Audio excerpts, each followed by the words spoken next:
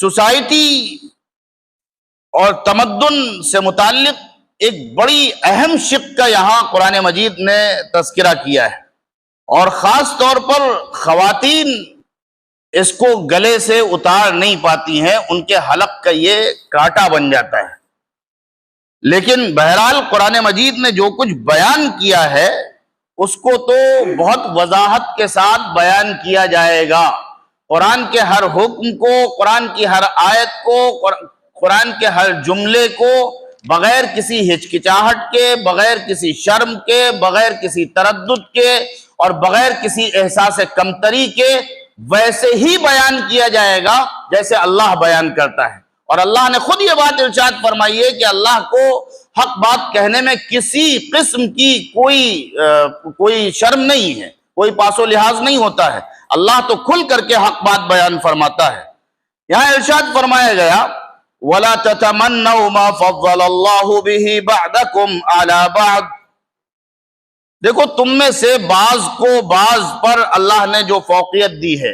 جو فضل عطا فرمایا ہے، اس کی تمنا مت کرو۔ کچھ خصوصیات، کچھ صفات اور کچھ فضل، کچھ ایسی چیزیں ہوتی ہیں جو موہوبی ہوتی ہیں، اللہ کی طرف سے عطا کی جاتی ہیں، اور کچھ ایسی چیز ہوتی ہیں جو کسبی ہوتی ہیں۔ مثلا انسان محنت کر کے بہت اچھے مارکس لے آیا، یہ کسبی چیز ہو گئی۔ انسان نے محنت کر کے بہت اچھی جاب حاصل کر لی، یہ کسبی چیز ہو گئی۔ لیکن ایک انسان کو اللہ نے لمبا بنایا ہے، خوبصورت بنایا ہے، ہینڈسم بنایا ہے، اس کے بالمقابل دوسرا انسان ہے، اس کو اللہ نے بدصورت بنایا ہے،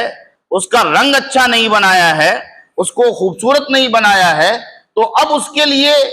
اگر وہ یہ کوشش کرے گا کہ اللہ کی عطا کی ہوئی جس کے پاس جو نعمت ہے، جو خصوصیت ہے، جو صفت ہے، اس کی تمنا کرنے لگے، من ہی من میں کوڑنے لگے۔ مثلا کوئی عورت من ہی من میں کوڑنے لگے کہ صاحب اللہ میاں نے مجھے مرد کیوں نہیں بنایا، مجھے عورت کیوں بنایا ہے، تو اس کا دنیا میں کسی حکیم کے پاس کوئی علاج نہیں ہے، کسی فلسفے کے پاس کوئی علاج نہیں ہے۔ میں بار بار کہتا ہوں، اور آپ کا دل چاہے تو آپ اس سلسلے میں پڑھیں، یورپ نے، مغرب نے پوری کوشش کر لی عورت کو مرد بنانے کی، لیکن وہ کامیاب نہیں ہو سکا۔ اس سلسلے میں سب سے زیادہ کوشش رشیا نے کی، جاپان نے کی، لیکن ایکویلٹی کا نعرہ لگاتا رہا، کبھی ایکویلٹی کا درجہ نہیں دے سکا، کبھی برابر لا کر کے کھڑا نہیں کر سکا۔ تو جو چیزیں اللہ تبارک و تعالی نے رکھی ہیں، جو خصوصیات اللہ نے مرد کو دی ہیں، اللہ نے مرد کو جو جسم دیا ہے، اللہ نے جو مرد کو جو مقابلے کی طاقت دی ہے، اللہ نے مرد کو جو قوت دی ہے، اللہ نے مرد کو باہر کی دنیا میں اسٹرگل کرنے کی جو صلاحیت دی ہے، اس میں کوئی مقابلہ ہو ہی نہیں سکتا ہے، وہ اللہ نے اسے عطا کیا ہے۔ اب کوئی خاتون یہ چاہے کہ صاحب وہ اندر اندر کڑتی رہے، یا کوئی بدصورت یہ کہے کہ صاحب میرا پڑوسی کیوں خوبصورت ہے، یہ اللہ کی طرف سے عطا کی ہوئی چیز ہے۔ اس میں فرمایا گیا کہ اس کی تمنا مت کرو، اس کی تمنا کرو گے تو کیا ہوگا، اس کے فریق بن جاؤ گے، اس کے مقابل بن جاؤ گے، اس کے حاسد بن جاؤ گے، اس کے رقیب بن جاؤ گے، فتنہ پیدا ہوگا، فساد پیدا ہوگا، کلیش ہوگا، لڑائی ہوگی، جھگڑا ہوگا، یہ ساری چیزیں ہوں گی۔ اس لیے قرآن نے انسانی تمدن کو خوبصورت بنانے کے لیے، پرسکون بنانے کے لیے، انسانی معاشرے کو پرسکون اور مطمئن کرنے کے لیے بڑی اصولی بات ارشاد فرمائی کہ اللہ نے جس کو جو فضیلت بخشی ہے دوسرا اس کی تمنا نہ کرے۔ آگے فرمایا للرجالی، اب چونکہ یہ عورت اور مرد جو زندگی کے دو پہیے ہیں، انسانی زندگی ایک گاڑی ہے، اس کے دو پہیے ہیں، ایک مرد ہے اور ایک عورت ہے، دونوں مل کر کے اس گاڑی کو گھسیٹتے ہیں، توازن برقرار رہتا ہے، عادلانہ اور منصفانہ رویہ رہتا ہے، شریعت کی رہنمائی رہتی ہے، تو پھر وہ گاڑی بہت اسموتھلی، بہت اچھی طرح سے چلتی رہتی ہے، رن کرتی رہتی ہے۔ توازن بگڑتا ہے، بیلنس بگڑتا ہے تو فساد فوراً در آتا ہے۔ تو اس تناظر میں چونکہ بات ہو رہی ہے کہ گویا یہ کہا جا رہا ہے کہ ایک صنف کو اللہ نے جو فضیلت بخشی ہے دوسری صنف کے مقابلے میں، دوسری صنف اس کی تمنا نہ کرے۔ لیکن یہیں پر یہ بات واضح کی جا رہی ہے کہ عبد ہونے کی حیثیت سے، بندہ ہونے کی حیثیت سے، ایک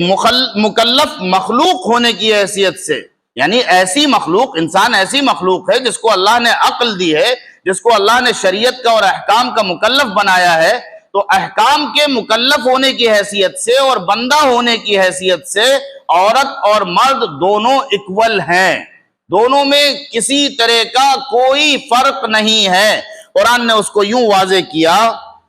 کہ للرجال نصیب مما اکتسبوا وللنساء نصیب مما اکتسبنا، مردوں کے لیے جو وہ کمائیں گے اس میں سے ان کو حصہ ملے گا، جو عمل انہوں نے اللہ کے یہاں بھیجے ہیں اللہ دیکھے گا کہ کتنے اعمال مخلصانہ نیت کے مطابق اچھی طرح سے کیے گئے ہیں، صحیح طریقے سے کیے گئے ہیں، اس کا نتیجہ ان کو حاصل ہوگا، اور جو عورتیں نیک عمل کریں گی، جو عورتیں کمائیں گی، اس میں سے ان کو حصہ ملے گا۔ یعنی اس سلسلے میں دونوں کے درمیان کسی قسم کا کوئی فرق نہیں رکھا گیا ہے۔ ہاں آگے فرمایا وَاسْأَلُوا اللَّهَ مِن فَضْلِهِ، دیکھو اللہ نے جو فضل عطا فرما دیا ہے کسی کو، جو فوقیت دے دی ہے، جو ترجیح دے دی ہے، اس کی تمنا تو مت کرو، لیکن اللہ سے اس کا فضل مانگتے رہو۔ اللہ سے مانگو کہ اے اللہ ہمیں بھی اتنا علم عطا فرما دے ہم اس کی طرح ہو جائیں، اے اللہ ہمیں بھی اتنی دولت عطا فرما دے کہ ہم اس کی طرح ہو جائیں۔ یعنی کسبی چیزوں میں بھی حسد کی گنجائش نہیں ہے، رقابت کی گنجائش نہیں ہے، فریق بننے کی گنجائش نہیں ہے۔ ہاں اگر کسی کو اللہ نے نعمتیں عطا فرمائی ہیں اور وہ نعمتیں کسبی ہیں تو اللہ کا حکم ہے وَاسْأَلُوا اللَّهَ مِن فَضْلِهِ، اے اللہ جیسے فلاں آدمی نیک ہے، بہت خیر خیرات کرتا ہے، بڑے نیک کام کرتا ہے، بہت گناہوں سے بچتا ہے، بڑی عبادت کرتا ہے، اے اللہ وہ بہت پڑھنے میں تیز ہے اور بہت محنت کرتا ہے اور اس کے اندر بڑی طاقت ہے، اے اللہ ہمیں بھی یہ چیزیں عطا فرما دے۔ وَاسْأَلُوا اللَّهَ مِن فَضْلِهِ، اللہ سے اس کا فضل طلب کرو، سوال کرو، مانگو۔ مسئلہ یہ ہے کہ ہم دنیا والوں سے تو مانگتے ہیں، اللہ سے مانگتے کب ہے؟ اللہ سے مانگنے کی ہمیں فرصت کہاں ملتی ہے؟ فرمایا گیا الدعاء مخ العبادہ، دعا جو ہے وہ عبادت کا مغز ہے، عبادت کا خلاصہ ہے، لیکن ہمیں دعا مانگنے کی فرصت کہاں ملتی ہے؟ اگر خدا نخواستہ آسودگی حاصل ہو جائے، اچھا کھانا مل جائے، اچھا رہنا مل جائے، اچھی جاب مل جائے تو اس کے بعد دعا تو بہت دور کی بات ہے، اللہ کو یاد کرنے کی بھی فرصت نہیں ملتی ہے۔ گریبان میں ذرا سر ڈالیے اور سوسائٹی پر نظر ڈالیے اور سوچئے، ایسے ایسے لوگ آپ کو مل جائیں گے 24 گھنٹے میں ایک مرتبہ بھی اللہ کا تذکرہ نہیں ہوتا ہے، اللہ کا ذکر نہیں ہوتا ہے۔ کہ جائے کہ رسول اللہ صلی اللہ علیہ وسلم نے تو حدیث میں یہاں تک فرمایا ہے کہ اگر جوتے کا فیتا بھی مانگنا ہو تو اللہ سے مانگو، اللہ کو یہ پسند ہے کہ بندہ اس سے طلب کرے، اس سے مانگے۔ اللہ کہہ رہا ہے وَاسْأَلُوا اللَّهَ مِن فَضْلِهِ، اللہ سے اس کا فضل مانگو۔ ان اللہ کان بکل شیء علیما، یقیناً اللہ تبارک و تعالی ہر چیز کا علم رکھنے والا ہے۔ اس کے بعد یہاں اگلی آیت میں، چونکہ پیچھے آپ میراث سے متعلق آیات پڑھ آئے ہیں، تو عربوں کے یہاں ایک دستور یہ پایا جاتا تھا کہ اگر کوئی کسی کو دوست بنا لیتا تھا، کسی کو منہ بولا بیٹا بنا لیتا تھا، آپس میں ایک دوسرے سے بھائی چارہ کر لیتا تھا، تو اس کی بنیاد پہ میراث میں بھی وہ حصے دار بن جایا کرتا تھا، میراث میں بھی وہ حصے دار بن جایا کرتا تھا۔ یہ عربوں کے یہاں دستور پایا جاتا تھا، لیکن میراث کا ایشو جو ہے وہ اللہ تعالیٰ نے بڑا سینسٹیو رکھا ہے، اور اسی لیے حصے نام بنام بیان کر دیے ہیں تاکہ اس میں کسی طرح کا کوئی اختلاف باقی نہ رہ جائے۔ تو یہاں اللہ تعالیٰ نے اس رسم کی سرکوبی کی، اس کو باطل قرار دیا اس کو ختم کیا کہ جو ہو چکا سو ہو چکا، دیٹس اینڈ۔ اب آج کے بعد میراث کا وہ قانون چلے گا جو اللہ نے نازل کر دیا ہے، اس میں کسی قسم کی کوئی ترمیم نہیں کی جا سکتی ہے، کوئی رد و بدل نہیں کی جا سکتی ہے۔ فرمایا وَلِكُلٍّ جَعَلْنَا مَوَالِيَ مِمَّا تَرَكَ الْوَالِدَانِ وَالْأَقْرَبُونَ، والدین نے جو کچھ چھوڑا ہے یا رشتہ داروں نے جو کچھ چھوڑا ہے، اس میں سے حصہ کس کو ملے گا؟ وارثین کو ملے گا۔ جو وارث بیان کر دیے قرآن نے، جو وارثین متعین کر دیے قرآن نے، ان کو حصہ ملے گا۔ البتہ جن سے تمہارا کوئی عہد و پیمان ہے ان کو ان کا حصہ دے دو۔ میراث کے قانون میں کوئی رد و بدل نہیں ہوگی۔ اپنی زندگی میں آپ اپنے کسی دوست کو کچھ گفٹ کرنا چاہتے ہیں، کر دیجئے۔ کسی کو آپ نے بھائی بنا لیا ہے، آپ اسے کچھ دینا چاہتے ہیں، اپنی زندگی میں دے دیجئے۔ آپ کسی کے لیے کوئی وصیت کرنا چاہتے ہیں تو 1/3 میں وصیت کرنے کی بھی شریعت نے آپ کو اپنے مال میں اجازت دے رکھی ہے، آپ وصیت بھی کر سکتے ہیں۔ لیکن جو کچھ آپ نے چھوڑ دیا اس کی تقسیم قرآن کے قانون کی بنیاد پر ہوگی۔ اس میں آپ کے کسی منہ بولے بھائی کو، آپ کے کسی دوست کو جس سے آپ کا کوئی وعدہ ہے، کوئی پیکٹ ہے، کچھ بھی ہے، کوئی حصہ نہیں ملے گا۔ وہ تقسیم جو ہوگی وہ صرف اور صرف قرآن کے قانون میراث کی بنیاد پر ہوگی۔ لہذا وہ جو رسم عربوں کے یہاں، وہ جو دستور پایا جاتا تھا، اس کو بھی اللہ عز و جل نے ختم کر دیا۔ فرمایا ان اللہ کان علی کل شیء شہیدا، یقیناً اللہ تبارک و تعالی ہر چیز پر گواہ ہے۔ اس کی نظروں سے کوئی چیز مخفی نہیں ہے، کوئی عمل مخفی نہیں ہے، اللہ ہر چیز پر گواہ ہے۔ اس کے بعد والی وہ آیت ہے جس کے بارے میں نے شروع میں عرض کیا کہ عام طور پر خواتین اس آیت کو ہضم نہیں کر پاتی ہیں، گلے کا کانٹا بن جاتی ہے، حلق سے اترتی نہیں ہے۔ اور خاص طور سے ماڈرن ایرا میں، جبکہ ویمنس لبریشن کی تحریکات اپنے عروج پر ہیں، اور میں تو کہتا ہوں کہ فیمنزم اور ویمنس لبریشن اور اس ضمن میں آنے والی جتنی بھی مومنٹس ہیں، انہوں نے مغرب کے کلچر کو اور مغرب کی تہذیب کو ایپسٹین فائل تک پہنچا دیا ہے۔ اس کے باوجود بھی قرآن مجید نے جو کچھ بیان کیا ہے اس کو تسلیم کرنے کے لیے ایسی خواتین بڑی مشکل سے تیار ہوتی ہیں۔ قرآن مجید نے بڑی وضاحت کے ساتھ یہ بات فرمائی ہے، الرجال قوامون علی النساء بما فضل اللہ بعضهم علی بعض وبما انفقوا من اموالهم۔ قوام اور قیم، ان کا مطلب ہوتا ہے کہ ان سے مراد وہ شخص ہوتا ہے جو کسی ادارے کو چلاتا ہے، اس کی ضروریات کا سامان مہیا کرتا ہے۔ قامہ کا لفظ جو ہے وہ جب اعلیٰ جو پریپوزیشن ہے، عربی میں حرف جار کہتے ہیں اور انگریزی میں پریپوزیشن کہتے ہیں۔ قامہ یہ ورب ہے،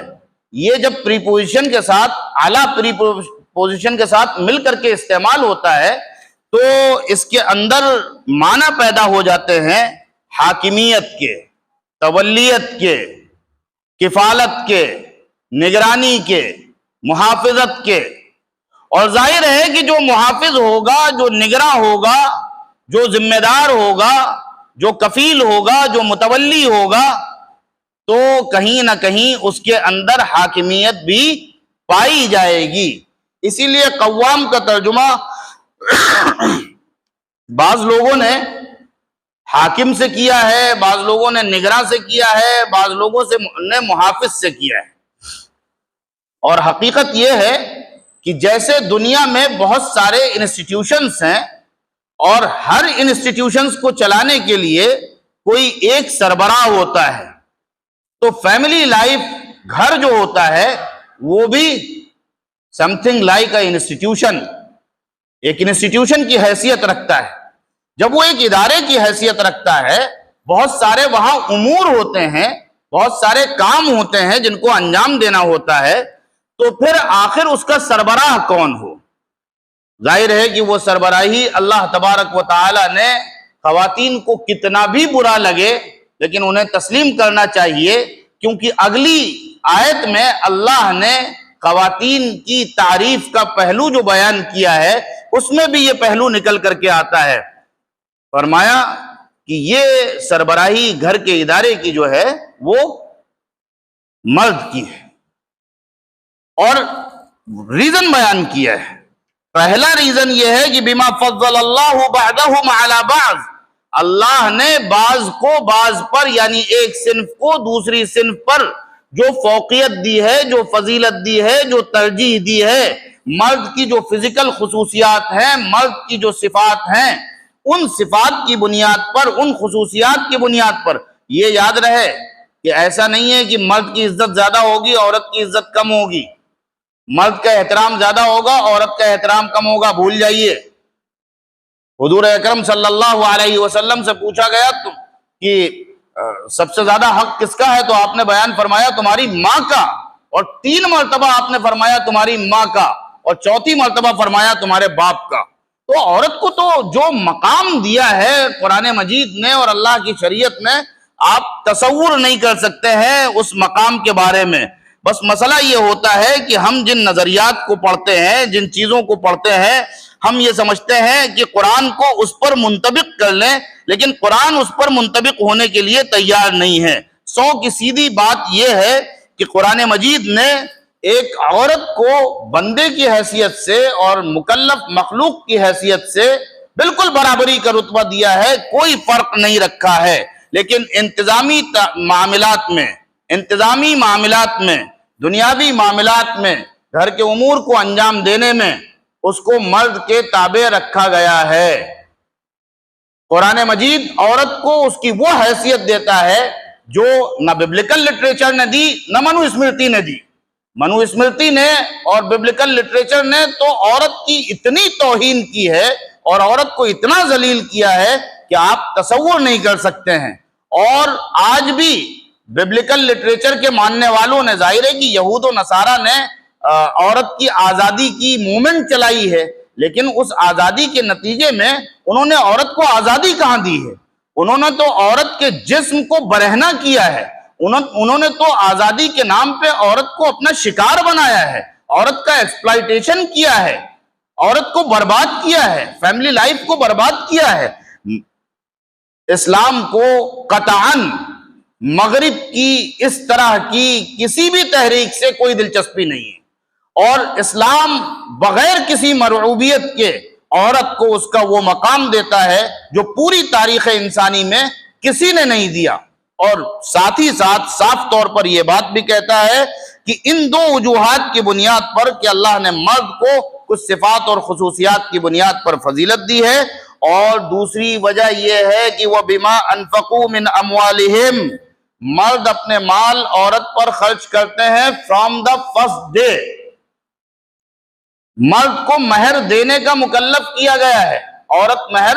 وصول کرتی ہے۔ مرد پر اس کے رہنے کی، اس کے کھانے کی، اس کے پہننے کی، اس کی ہر چیز کی ذمہ داری ڈالی گئی ہے۔ ایون یہ کہ اگر اس کے رشتہ دار آتے ہیں تو ان کی خاطر تواضع کی ذمہ داری بھی مرد پر ہے۔ اور میں پہلے بھی بتا چکا ہوں کہ اسلام میں عورت پر خرچ کرنے کی کوئی ذمہ داری سرے سے رکھی ہی نہیں گئی ہے۔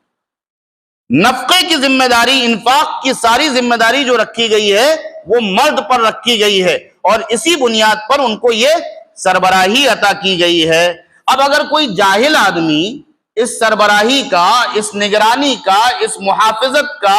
اس تولیت کا، اس کفالت کا مطلب یہ بیان کرنے لگے کہ میں تو حاکم ہوں، میں تیری کیوں مانوں، میں تجھ سے مشورہ کیوں کروں، تو کون ہوتی ہے بولنے والی، تو یہ جہالت ہے، یہ ناواقفیت ہے، اسلامی تعلیمات سے اس کا کوئی رشتہ نہیں ہے۔ اس کے لیے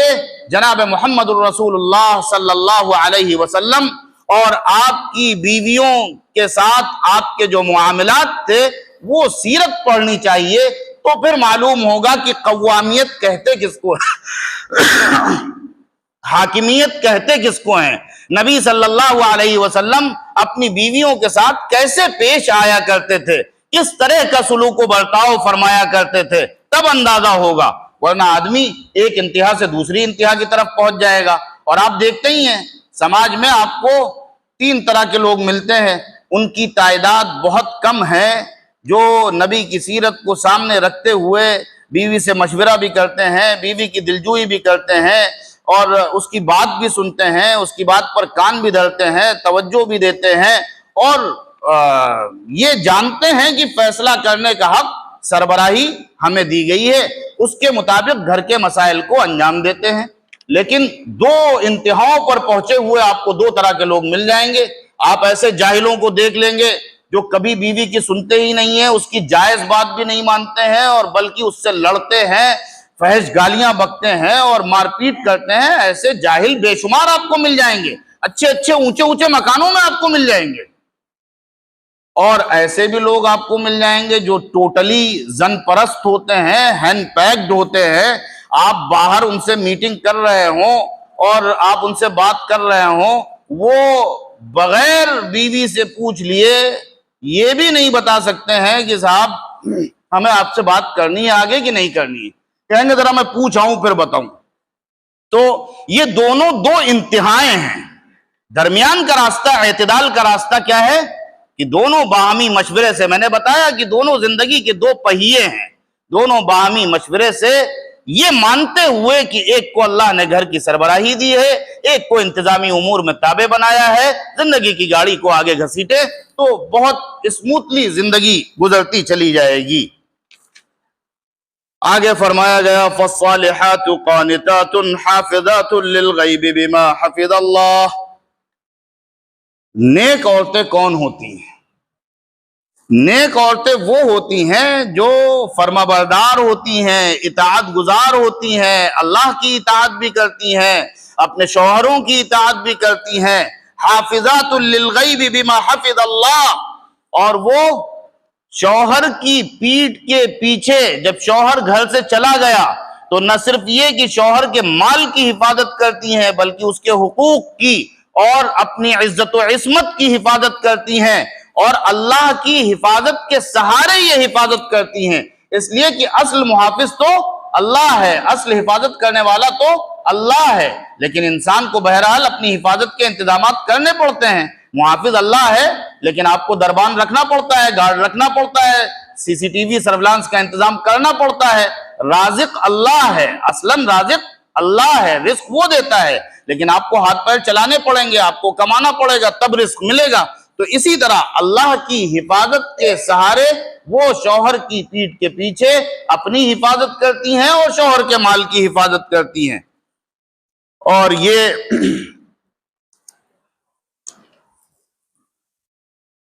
فرمایا گیا کہ اگر واللاتی تخافون نشوزہن فعظوہن واہجروہن فی المضاجع واضربوہن فإن اطعنکم فلا تبغوا علیہن سبیلا ان اللہ کان علیا کبیرا۔ میں نے بتایا کہ قرآن مجید چھوٹے چھوٹے معاشرتی مسائل کو بیان کرتا ہے، اور خاص طور سے خاندانی نظام سے تعلق رکھنے والے، کیونکہ فیملی لائف قرآن کی نظر میں بہت زیادہ امپورٹنٹ ہے، بڑی اہم ہے۔ آپ کو پہلے میں بیان کر چکا ہوں، وہ بہت مشہور روایت ہے کہ ابلیس پانی پر اپنا تخت رکھتا ہے، اس کے چیلے اس کے پاس پہنچتے ہیں اور صاحب جو ہے وہ سب اپنی اپنی کارکردگی بیان کرتے ہیں، میں نے یوں کیا، میں نے یوں کیا۔ وہ ہر ایک کے جواب میں کہتا ہے کہ صاحب تم نے کچھ نہیں کیا۔ جب اس کا ایک چیلا کہتا ہے کہ میں نے 2 میاں بیوی میں جھگڑا کروا دیا، تفریق کروا دی، وہ کہتا ہے کہ ہاں تو نے بڑا کام کیا، اس لیے کہ تو نے ایک نسل کو تباہ کر دیا، ایک خاندان 2 خاندانوں کو نہیں تباہ کیا، تو نے اس فیملی سے چلنے والی پوری نسل کو تباہ کر دیا۔ تو قرآن مجید اس پر خاص توجہ دیتا ہے اور اس کے لیے قوانین بیان کرتا ہے، احکام بیان کرتا ہے۔ ہمارے یہاں ان کو بیان نہیں کیا جاتا ہے، لوگوں کو معلوم نہیں ہوتا ہے، اس لیے طلاق کے واقعات پیش آتے ہیں، جھگڑے ہوتے ہیں، اور عام طور سے اگر کسی سے بیان کرنے کے لیے کہہ دیا جائے تو وہ بڑے معذرت خواہانہ رویے میں ہاتھ جوڑ کر کے اب وہ کیسے کہے کہ قرآن یہ کہہ رہا ہے وَضْرِبُوهُنَّ، عورتوں کو مارنے کا قرآن حکم دے رہا ہے، آج کے دور میں جہاں لبرلزم اور سیکولرزم کا توتی بول رہا ہے، ایسے دور میں کوئی مولوی صاحب قرآن کی اس آیت کو بیان کیسے کریں؟ لیکن مجھے ایمان ہے اس پر کہ اللہ نے یہ ارشاد فرمایا ہے کہ اللہ کو حق بات کہنے میں کوئی پاس و لحاظ نہیں ہے، کوئی شرم نہیں ہے، تو میں اسی طرح بیان کرنا چاہیے۔ فرمایا کہ جن عورتوں سے نافرمانی کا، نشوز کا لفظ استعمال کیا ہے، یہ سرکشی، ہٹ دھرمی، ضد، نافرمانی کے معنی میں استعمال ہوتا ہے۔ جن عورتوں سے تمہیں خوف ہو نافرمانی کا، ہٹ دھرمی کا، سرکشی کا، ان کو سب سے پہلے نصیحت کرو۔ طلاق کے واقعات کیوں پیش آتے ہیں؟ یہ پروسیس کتنے لوگ جانتے ہیں؟ بہت کم لوگ۔ یہ بیان نہیں کیا جاتا ہے، عام طور سے جمعے کے خطبات میں یہ تفصیلات بیان نہیں کی جاتی ہیں، اس لیے لوگوں کا حال یہ ہے کہ جو پہنچا، جسے غصہ آیا، ذرا جھگڑا ہوا اور بس اس نے 3-4 فائر کر دیے طلاق کے۔ فرمایا گیا کہ اگر تمہیں عورتوں کی نافرمانی کا، جن عورتوں کی نافرمانی کا، سرکشی کا کوئی خوف ہو، فَعِظُوهُنَّ، پہلا کام یہ کرو کہ انہیں واضح نصیحت کرو۔ اس میں ڈانٹ ڈپٹ بھی شامل ہے، کچھ سخت سست کہنا، کچھ نصیحت کرنا، کچھ سمجھانا بجھانا۔ وَاهْجُرُوهُنَّ فِي الْمَضَاجِعِ، اگر اس سے کام نہیں چل رہا ہے تو پھر ان کے بستر الگ کر دو۔ کسی بھی شریف عورت کے لیے اس سے زیادہ بڑی سزا نہیں ہو سکتی ہے کہ اس کا شوہر اپنا کمرہ الگ کر لے، بستر الگ کر لے اور اس کا بستر الگ کر دے۔ فرمایا گیا کہ اگر وہ سمجھانے بجھانے سے نہیں مان رہی ہے، وَاهْجُرُوهُنَّ فِي الْمَضَاجِعِ، بستر الگ کر لو، اور پھر بھی نہیں مان رہی ہے، وَاضْرِبُوهُنَّ، تو اجازت دی گئی ہے تادیب کے لیے، بات سمجھانے کے لیے، ادب سکھانے کے لیے، مارو۔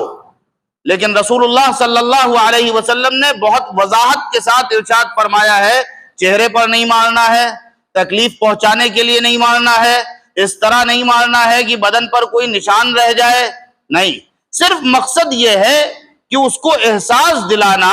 کہ یہ کتنی غیرت کی بات ہے، بات یہاں تک پہنچ گئی ہے کہ میرا لائف پارٹنر مجھ پر ہاتھ اٹھانے کے لیے تیار ہو گیا ہے، یہ احساس دلانا مقصود ہے۔ تعدیب کے لیے مارنا مقصود ہے، جانور بن کر کے جانور کی طرح مارنا مقصود نہیں ہے۔ ایسا جو لوگ کرتے ہیں وہ انتہائی جاہل ترین ہیں۔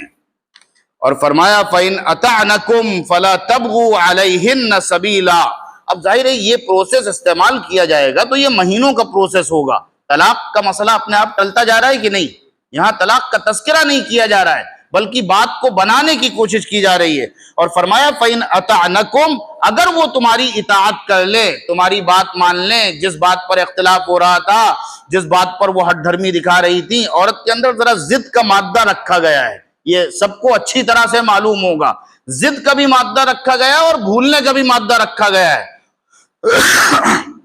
اور بھولنے کا جو مادہ رکھا گیا ہے وہ ان کے لیے بڑی نعمت ہے، اس لیے کہ وہ بہت چھوٹی سی چیز پر بہت ایموشنل ہو جاتی ہے، اگر وہ بھولے نا تو اس کی زندگی اس کے لیے اجیرن ہو جائے گی۔